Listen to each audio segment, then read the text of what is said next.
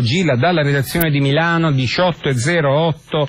Occupiamoci di immobili. Rent to buy è una forma di compravendita immobiliare regolata dal decreto Sblocca Italia, ma che non è ancora troppo diffusa. Si tratta di prendere in affitto una casa con la prospettiva di riscattarla entro qualche anno.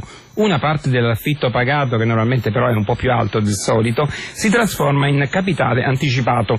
Un esempio di questo contratto è stato reso da poco disponibile sul sito del notariato. Stefano Marcucci ha intervistato il consigliere del notariato Enrico Maria Sironi. Diciamo che l'acquirente che cerca di acquistare l'immobile ma non ha immediatamente a disposizione il capitale per acquistare e ha difficoltà a trovare il finanziamento stipula questo contratto, per cui entra subito in possesso di un immobile, ipotizziamo di un valore 150.000 euro, obbligandosi a pagare ogni mese 700 euro ad esempio, di cui 200 come canone affitto puro e semplice e 500 da imputare al prezzo della successiva vendita. Accumula in questo modo 6.000 euro l'anno di capitale, nel giro di 5 anni per esempio ha accumulato 30.000 euro di capitale, a quel punto il prezzo residuo è sceso a 120, ottiene probabilmente a quel punto il mutuo, intanto perché la banca ha verificato che questo signore per 5 anni ha pagato regolarmente i 700 euro al mese,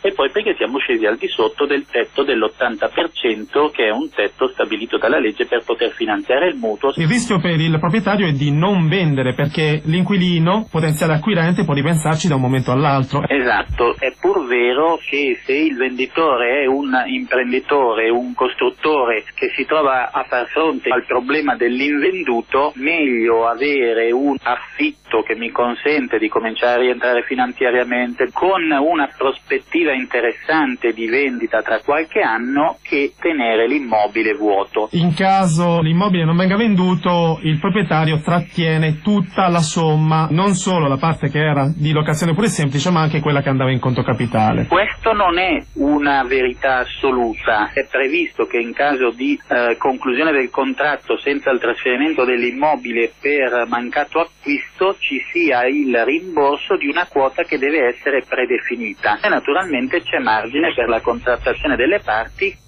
18:10.